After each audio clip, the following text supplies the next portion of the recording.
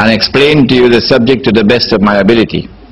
Having done that, it is now for you to decide whether you want to accept the explanation I have given, and if you have accepted this explanation, to then act upon it. Alright? I have done my job. 1, 2, 3. Yes? There's an institution in Sydney called the MCCA, and they lend money on the principle that they buy a flat and the amount they buy is all you pay back. But let's say, for example, you bought the flat for $1,000 or whatever you bought it for. You pay rent to them according to how much you paid back. So they paid half the flat back and pay half the rent at the market value. In order for this principle, this method to work, to be halal, the house is on sale for $100,000. I put up 10,000. The investment company, which does not have to be Muslim, puts up 90,000. It does not have to be Muslim. And we now have a partnership. We bought the house on the basis of a partnership. They own 90% of the equity. I own 10% of the equity. We now have a partnership. The partnership now signs an agreement with me, which is a rental agreement, that I will rent the house at the market rental value, not at the rental value that Mr. 90% determines. Not at the rental value that one of the partners unilaterally determines. Not on that basis. On the basis of the market rental value, which is determined through a valuation, a business valuation. What if the rent is set at the average of the state? Let me repeat one more time. Islam operates on the basis of the market, not the state. The state does not determine market price. The market determines market price. So you get a business valuation which determines the value, the rental value. And both parties must decide upon that third party who will be the valuation. When we get the market rental value, not the rental value unilaterally determined by one partner, at that market rental value the house is now rented. When the rent is paid every month, 90% goes to that partner and 10% comes back to this partner. This is a separate transaction, independent transaction. So long as I have 10% of the ownership, the equity, I get 10% of the rent. The lease is, say, for 1 year. At the end of 1 year, we have another market valuation to determine whether the rental value should remain the same or go up or go down. Every year, we have a new lease.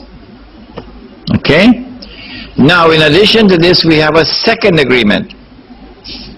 And the second agreement is that the partners who own the property are responsible to the extent or proportionate to their ownership, responsible for taxes. So you will pay 90% of the taxes and I'll pay 10. Responsible for maintenance, so you'll pay 90% of the bill for maintenance and I'll pay 10.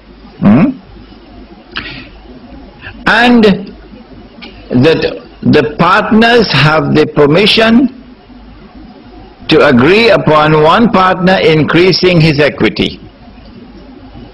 So I want to increase from 10 to 20. Anytime I want to increase my equity, anytime I want to buy from my partner, we will have to determine the market value of the house, because that market value changes. We will not operate on the original purchase price of the house. No. Every time I buy from you, we determine the market value. Therefore, we determine the market value of the portion I want to buy. I pay you. my equity increases from 10 to 20 to 30 to 40 to 50, etc. When I have bought you out, then the house is mine, and you transfer the total ownership to me. This is a halal transaction. I have not found it anywhere in the world today, except for one instance I have found in San Francisco. Only one. Was your hand up in the beginning? No. No. No, I think I have a very important question. That gentleman there. Which man? Yes. Sure.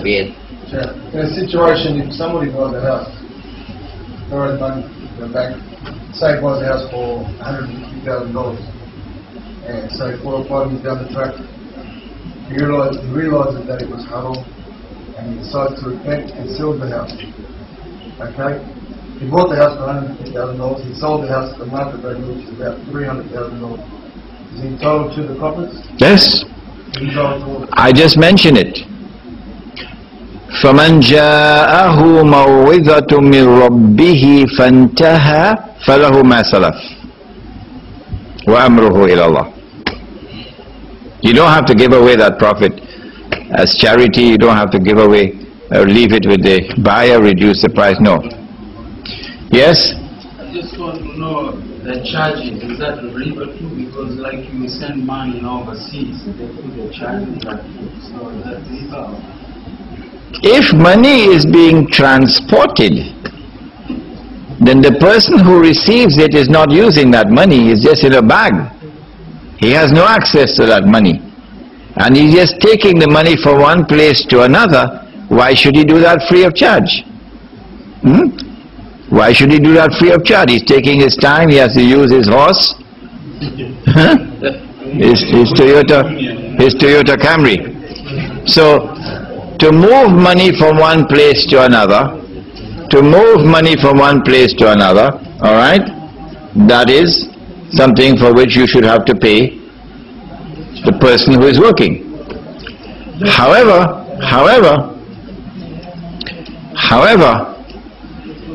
what we have today is not the movement of money, but the movement of paper and the movement of electronic money. Alright? If I give you 10 gold coins and I say, take this to Melbourne for me, I ought to compensate you for your time and your effort.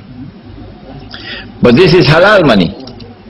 When you're transporting or moving haram money, how can we get a halal fatwa?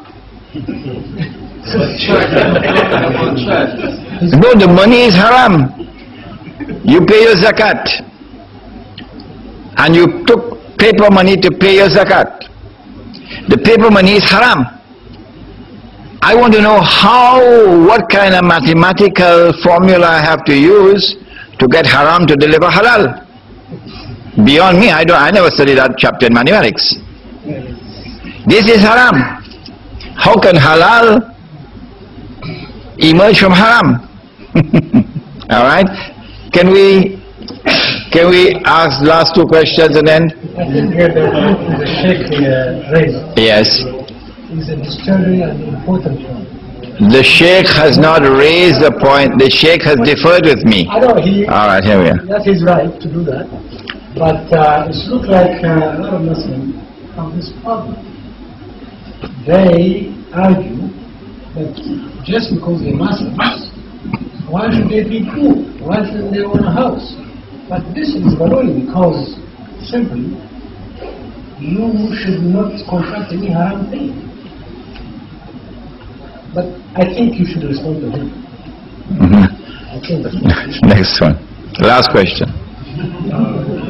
Thanks for giving the opportunity to ask this question. From a Christian space, we know that the slavery system existed in Islamic society. If that system was legal, on what basis the transaction had taken place between the master and the slave? Because I'm not very sure that it's still begun. If you think today's the right time for the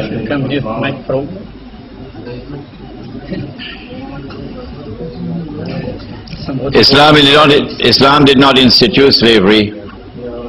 Islam responded to slavery with reciprocity. Because we responded to slavery with reciprocity, there was buying and selling of slaves. That was a halal transaction, not an illegal transaction. Once it's a halal transaction, there is no riba there unless there is deception. Once the enemy stops enslaving our people in warfare, we reciprocate. We would not enslave unless Allah commands enslavement, because Allah has done that. Allah has ordered the people to be enslaved.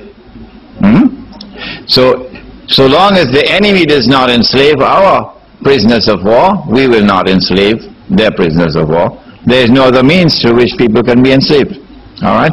رَبَّنَا تَقَبَّلْ مِنَّا إِنَّكَ أَنْتَ السَّمِيعُ الْعَلِيمُ وَتُبْ عَلَيْنَا يَا مَوْلَانَا إِنَّكَ أَنْتَ التَّوَّابُ الرَّحِيمُ بِرَحْمَتِكَ يَا أَرْحَمَ الرَّاحِمِينَ آمين يا رب العالمين.